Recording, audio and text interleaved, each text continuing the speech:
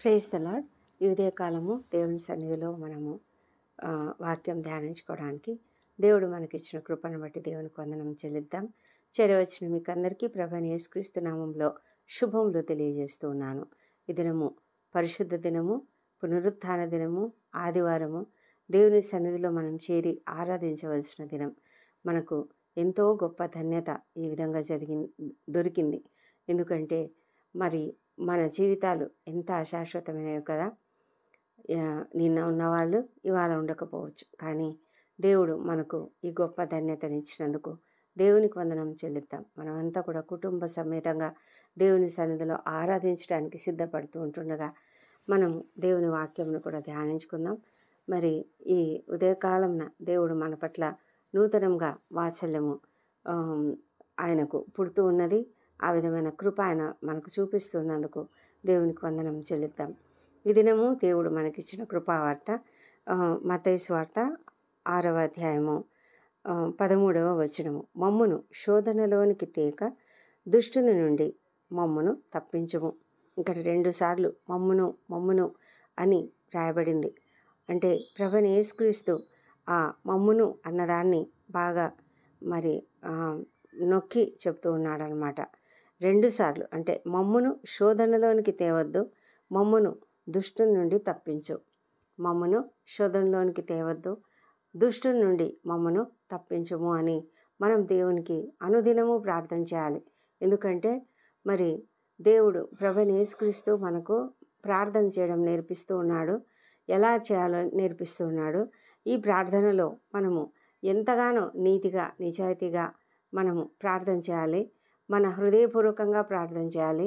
మనము మనసు పెట్టి ప్రార్థన చేయాలి.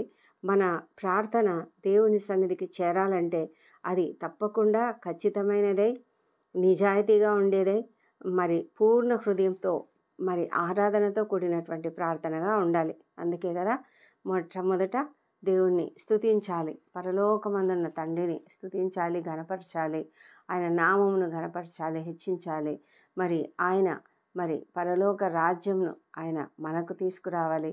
అదేవిధంగా ఆయన చిత్తం అక్కడ ఎలా నెరవేరబడుతూ ఉన్నదో ఆ విధంగా మనందరి పట్ల కూడా నెరవేర్చబడాలి. మన పిల్లల పట్ల, మనందరి కుటుంబ సభ్యులందరి పట్ల కూడా ఆ విధంగా నెరవేర్చబడాలని మనం ప్రార్థన చేయాలి. అదేవిధంగా మరి అనుదినం ఆహారం ఇవ్వమని అడగాలి. మరి మనము ఇతరులను క్షమించిన ప్రకారము మమ్మల్ని కూడా క్షమించమని అడగాలి. అదేవిధంగా మమ్మును శోధనలోనికి తేవద్దు ప్రభా, మమ్మును శోధనలోనికి తేవద్దు. మామూలుగా మనం శోధనలో ఎప్పుడు ఇరుక్కుంటామంటే చాలాసార్లు మన స్వకీయ దురాశల చేతనే మనము మరులు కొల్పబడి ఈడవబడి శోధనలోనికి వెళ్తున్నామని ఒక భక్తుడు చెప్తున్నాడు కదా, వాక్యంలో రాయబడింది. అయితే మనము అపవాదిని ఎదిరించినప్పుడు అపవాది మన నుంచి పారిపోతాడు. మనకు తెలుసు అది శోధన అనేది మనకు అర్థమవుతుంది. కాబట్టి ఆ శోధన నుండి మనం తప్పించుకోవడానికి దేవుని యొక్క సహాయం మనకు ఎంతో అవసరం. అందుకే మనకు శోధన నుంచి తప్పించమని మమ్మును శోధనలోనికి తేవద్దు అని అడుగుతున్నాం. అయితే ఆ విధంగా శోధనలో పడకుండా తప్పించబడాలంటే ప్రతి దినము కూడా ఉదయకాలంలోనే మనం లేచిన వెంటనే శోధనలోని పడిపోతాం. లేచిన మరో నిమిషం ఇంకా అసలు ఏం సమయం లేదు, within the very next second మనము శోధనలో పడిపోతాం. ఎందుకంటే మనకున్న పరిస్థితులు అలాంటివి, మన జీవిత విధానం అలాగుంది. మనము ఆ ఫోన్లన్నీ కూడా ఆ పక్కనే పెట్టుకొని ఉంటాం బెడ్ల మీద. ఆ ఉదయకాలం లేవగానే తడువులాడి ఫోన్ తీసుకుంటాము. ఆ ఫోను ఓపెన్ చేస్తాము. ఎందుకు అంటే టైం చూసుకుందాం అనుకుంటాము.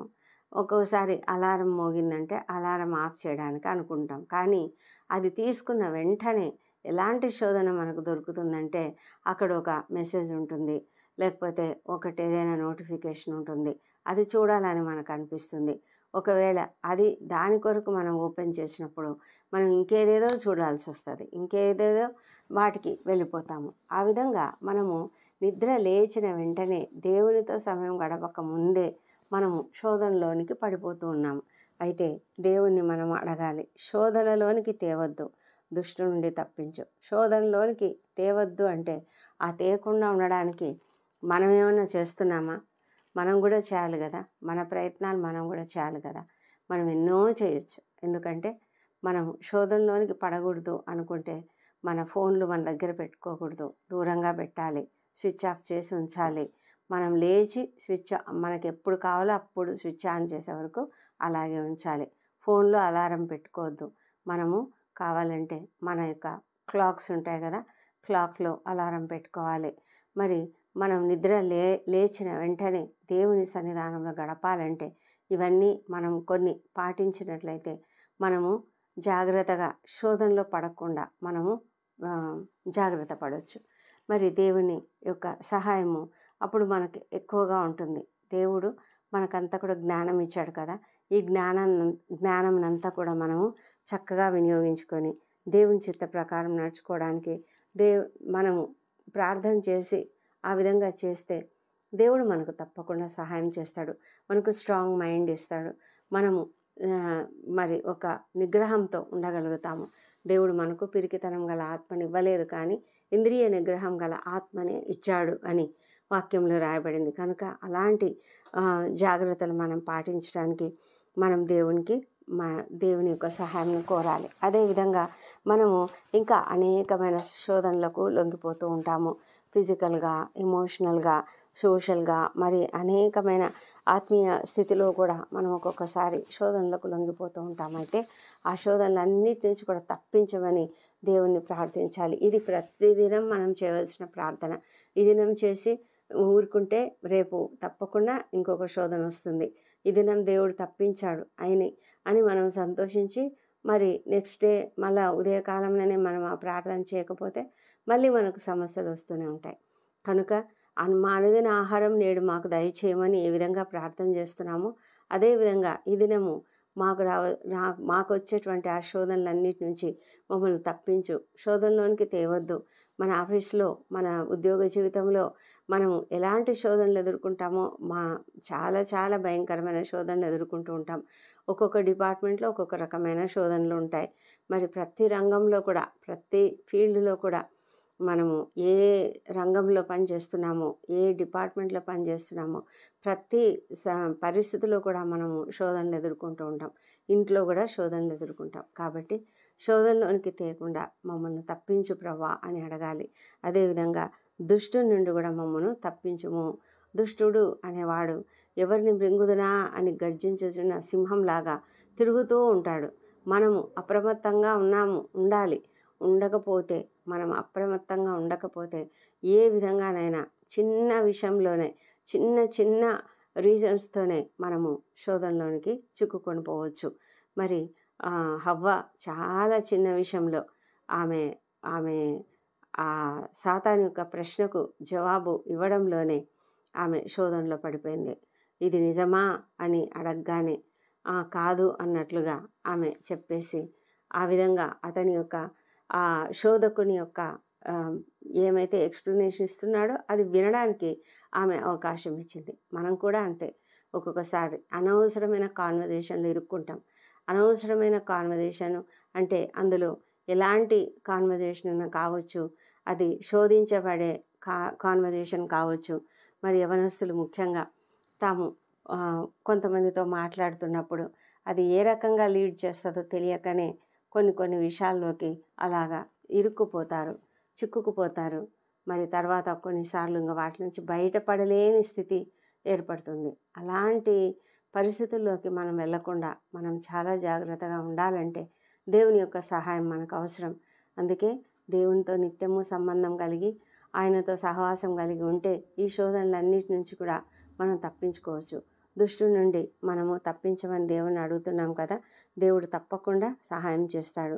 అయితే మన యొక్క ప్రార్థనలో మనము ఈ శోధన, దుష్టుడు ఈ రెండు కూడా గుర్తు పెట్టుకొని ఉదయకాలమున లేచిన వెంటనే మనము దేవుని సన్నిధిలో ప్రార్థించిన తర్వాతనే మనం బయటకు వస్తే ఆ దినమంతా కూడా మనము ఆ కీడు నుంచి, ఆ దుష్టుని నుంచి కూడా మనం తప్పించబడతాము.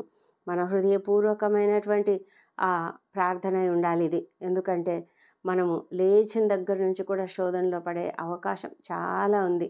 మనము నివసించే లోకము మరి లోకాధిపతి ఎవరు? ఈ లోకంలో ఉన్నటువంటి సాతాను ఈ లోకానికి అధిపతిగా ఉంటూ మనల్నందరినీ కూడా తన వైపు లాక్కోవడానికి చాలా ప్రయత్నిస్తున్నాడు. ఎప్పుడైతే మనము దేవుని రాజ్యంలోనికి మనము వెళ్ళిపోతామో అప్పుడు ఈ శోధకుని యొక్క రాజ్యంలో నుంచి మనం తప్పించబడతాము. మరి ఇక్కడే ఉంది దేవుని రాజ్యం. దేవుని యొక్క పరిశుద్ధుడైనటువంటి ప్రభువైన యేసుక్రీస్తును మనం సొంత రక్షకునిగా అంగీకరించినట్లయితే ఆయన నీ కొరకు నా కొరకు మరణించాడు కదా. ఆయన మన కొరకు తన ప్రాణం పెట్టాడు. మరి ఆ ప్రాణం పెట్టాడు, అంత విలువైనటువంటి రక్తంలో మన పాపములన్నీ కడిగి వేశాడు. కాబట్టి మనము ఆయన యొక్క రక్షణలో, ఆయన యొక్క సామ్రాజ్యంలో, ఆయన యొక్క సన్నిధిలో, ఆయన యొక్క కాంతిలో మనం జీవిస్తూ ఉన్నట్లయితే, ఆయన యొక్క వాక్యపు వెలుగులో నడుస్తూ ఉన్నట్లయితే ఈ శోధనలు, ఈ దుష్టుడు ఇవన్నీ కూడా ఎవరు ఏమీ చేయలేరు. మనం నిత్యం కూడా ఆయన సన్నిధిలో ప్రార్థనా జీవితం కలిగి, ఆయనతో సహవాసం కలిగి, వాక్యమును ధ్యానిస్తూ మనం జీవించినట్లయితే మనము తప్పకుండా ఈ కీడు నుంచి, దుష్టు నుంచి తప్పించుకోబడతాం. మరి దేవుడు ఇంత గొప్ప మంచి వాక్యమును మనకిచ్చి ఉన్నాడు. మనం దేవునితో దినదినము కూడా అంటే ఫ్రెష్గా ప్రతిరోజు కూడా మనము ఈ ప్రార్థన చేస్తూ మన జీవితాన్ని ముందుకు కొనసాగించుకోవడానికి దేవుడు మనకు కృప చూపించునుగాక. ఈ దినము మరి పునరుత్థాన దినం అంటుండగా మనమంతా కూడా దేవుని సన్నిధిలో ప్రార్థించడానికి వెళ్తున్నాము. శోధనలో ఈ దినం ఎన్ని శోధనలు మనం ఎదుర్కోవాలో మనకు తెలియదు. ఈ దినమే మనకు ఎంతమంది అయితే శోధనలో చిక్కుకుంటారో మనకు తెలియదు. ఎందుకంటే చర్చికి వెళ్ళాలంటే ఇష్టం లేదు కొంతమందికి. ఏ సాకు దొరుకుతుందా అని ఎదురు చూసేవాళ్ళు కొంతమంది ఉంటారు. ఎవరైతే నిజంగా దేవుని సన్నిధిని వెతుకుతూ ఉంటారో దావీదులాగా, అలాంటి వాళ్లకు సంతోషంగా వారు దేవుని సన్నిధికి వెళ్తారు. అలా కాకుండా మనము సరైనటువంటి జీవిత విధానం అంటే దేవునితో సరైనటువంటి సంబంధం కలిగి లేకుంటే మనము ఇలాంటి కొన్ని శోధనలకు చిక్కుకుపోయి ఎవరు దేవుని నుంచి దూరం అయిపోతూ ఉంటాం. మనమంతా కూడా కలిసి సమాజంగా ప్రార్థించాలి, ఆరాధించాలి అన్నది దేవుని యొక్క చిత్తం అయి ఉండగా మనము సంఘంగా కూడుకోకపోవడం అనేది అది సాతాను యొక్క ప్రణాళిక. కాబట్టి మనము సాతానుకు అస్సలు చోటు ఇవ్వకూడదు. మనం తప్పకుండా సమాజంగా కూడుకోవడం, సమాజంగా ఆరాధించడం, దేవుని యొక్క వాక్యమును విని దేవుని యొక్క దీవెనలు పొందుకోవడం చాలా ప్రాముఖ్యమైన విషయం. కాబట్టి మనము సంతోషంగా దేవుని సన్నిధికి చేరడానికి మనం సిద్ధపడదాం. ఏ రకమైన శోధనలకు కూడా లొంగిపోకుండా మనము దేవునికి మనల్ని మనం అప్పగించుకుందాం. మన హృదయాలను అప్పగించుకుందాం. మన హృదయాలను స్థిరపరుచుకొని బలమైన కోరిక, బలమైన విశ్వాసం, బలమైన దృఢమైన సంకల్పం కలిగి ఉన్నట్లయితే ఏ శోధకుడు మనల్ని ఏమీ చేయలేడు. ఏ విధమైనటువంటి ఫోన్ కాల్స్ కానీ ఇంకేవి కూడా మనల్ని డిస్టర్బ్ చేయలేవు. అలాంటి కృప దేవుడు మనకు అనుగ్రహించాలని ఈ దినము దేవుని సన్నిధిలో మనం చేరి తప్పకుండా ఆరాధిద్దాం. దేవుని యొక్క వాక్యమును విందాం. ఆయన యొక్క దీవెనలు పొందుకుందాం. సమాధానంతో, సంతోషంతో ఇళ్ళకు చేరుకోవడానికి దేవుడు మనకు కృప చూపించునుగాక. దేవుడి కృపావర్తను దీవించునుగాక. ప్రార్థించుకుందాం. పరిశుద్ధుడైన దేవ, సర్వాధికారివి తండ్రి, సర్వలోకమును సృష్టించినటువంటి దేవుడు, ప్రభువు మమ్మల్ని ఎంతగానో ప్రేమిస్తున్నటువంటి మా ప్రియ పరలోకపు తండ్రి, నీకు వేలాది వేల స్తోత్రములు. మా తండ్రి, నీవు నేర్పించిన ప్రార్థనను మేము అనుదినము ధ్యానం చేసుకుంటున్నాం తండ్రి. దేవా ప్రభా, నువ్వెంత గొప్ప సంగతులను మాకు నేర్పించావు. ఏ విధంగా చక్కగా ప్రార్థన చేయాలో మాకు నేర్పించినందుకు నీకు వందనం చెల్లించుకుంటున్నాం. అవును ప్రభా, మరి ఈ దినము మీరు చెప్పినటువంటి ప్రతి విషయాన్ని బట్టి నీకు వందనాలు చెల్లించుకుంటున్నాం నాయన. ఇదే కాలంలో తండ్రి మేము నీ సన్నిధిలో ప్రార్థిస్తున్నాము. మా ప్రభా తండ్రి, మరొక పునరుత్థాన దినంలో మమ్మల్ని ప్రవేశపెట్టారు నాయన, నీకు వందనాలు.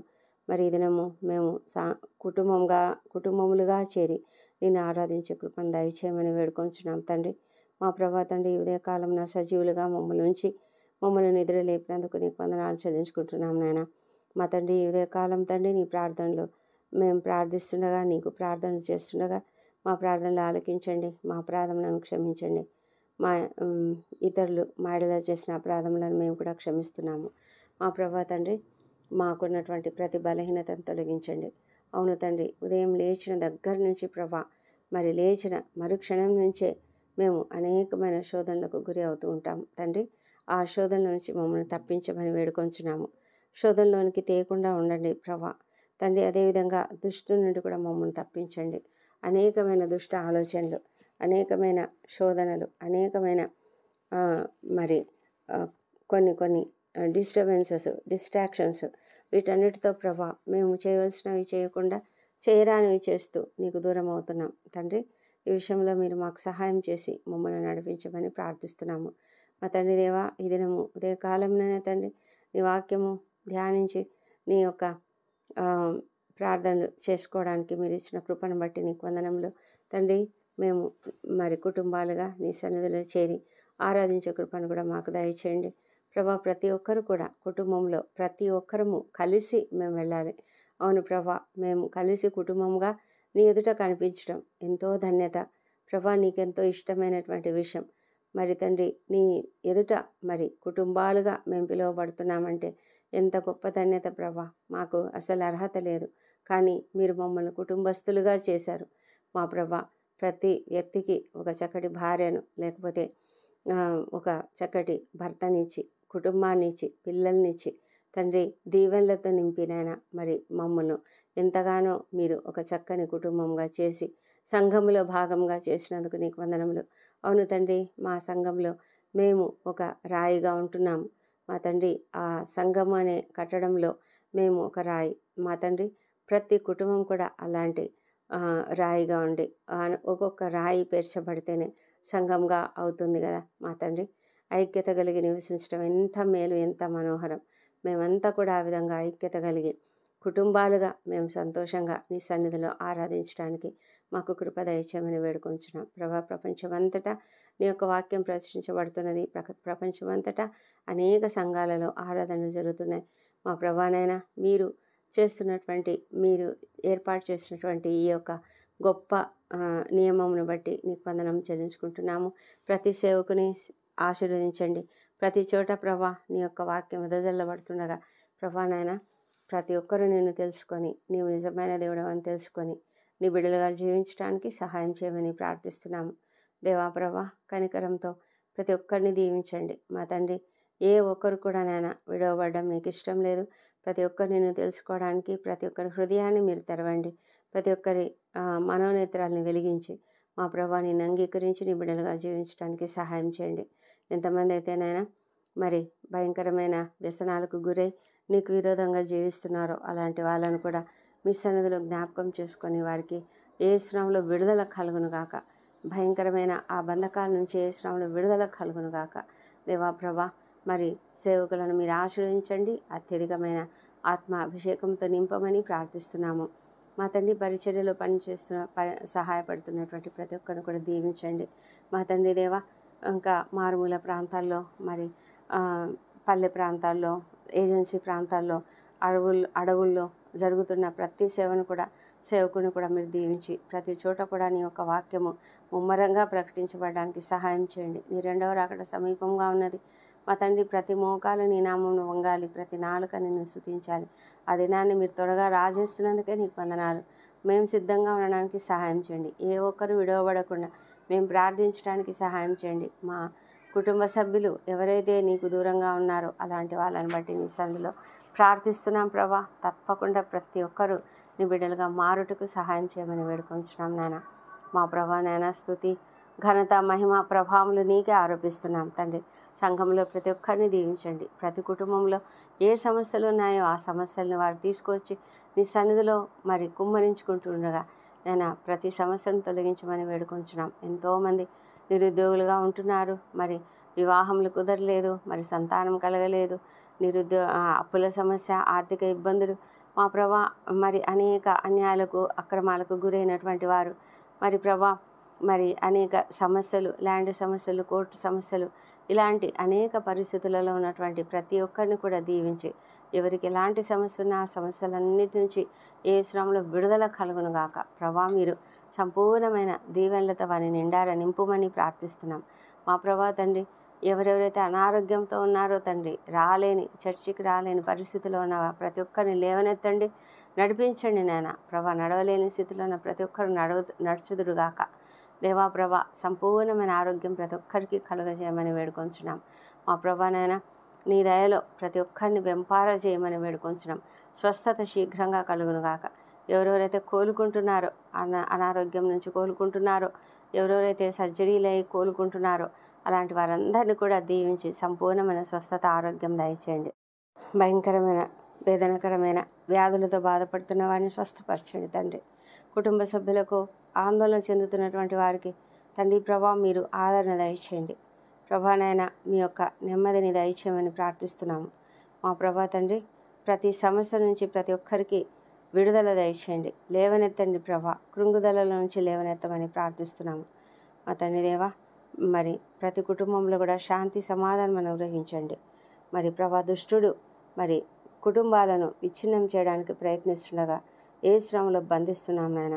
కనికరంతోనైనా ప్రతి కుటుంబాన్ని ప్రేమ ఐక్యబంధంతో కట్టి ఉంచమని ప్రార్థిస్తున్నాం తండ్రి. దేవా ప్రభా, మరి సంఘంలో ప్రతి ఒక్కరిని దీవించండి. సంఘంలో జరుగుతున్న అనేక రకాల పరిచర్యలను మీరు దీవించమని ప్రార్థిస్తున్నాం. యవనస్తులు, పిల్లలు, స్త్రీలు ప్రతి ఒక్కరి మధ్య కూడా ఎంతో గొప్ప సేవ జరుగుతుంటుండగా ప్రతి సేవను కూడా మీరు ఆశీర్వదించమని ప్రార్థిస్తున్నాం తండ్రి. దేవా, నీకే వందనములు. ప్రపంచమంతటా శాంతి సమాధానం అనుగ్రహించండి. మా దేశంలో శాంతి సమాధానం అనుగ్రహించండి. మాకున్న పరిస్థితులు మీరెరుగుదురు మా తండ్రి. అన్యాయం, అక్రమాలు అన్నిటిని కూడా తొలగించండి ప్రభా. ముఖ్యంగా శాంతితో నింపమని ప్రార్థిస్తున్నాం. సమాధానంతో నింపమని ప్రార్థిస్తున్నాం. దేవా, నీ కాపుదల, భద్రత మాకందరికీ దయచేయమని వేడుకుంటున్నాం తండ్రి. దేవా తండ్రి, మరి ఈ దినం ప్రభా, మరి నీ సన్నిధిలో మరొకసారి నీకు స్తుతులు చెల్లించుకుంటూ ఘనత, మహిమ, ప్రభావములు ఆరోపిస్తున్నాం మా తండ్రి. ఈ దినం బర్త్డేలు, వివాహ దినం జరుపుకుంటున్న బిడ్డను దీవించండి. గడిచిన సంవత్సరం అంతా వారికి చేసిన ప్రతి మేలును బట్టి నీకు వందనములు. రాబోయే సంవత్సరంలో ఇంకా అధికమైన మేలులను వారికి అనుగ్రహించండి ప్రభా. వారిపైన నీ ముఖ కాంతిని ప్రకాశింపజేయమని వేడుకొంచున్నాం తండ్రి.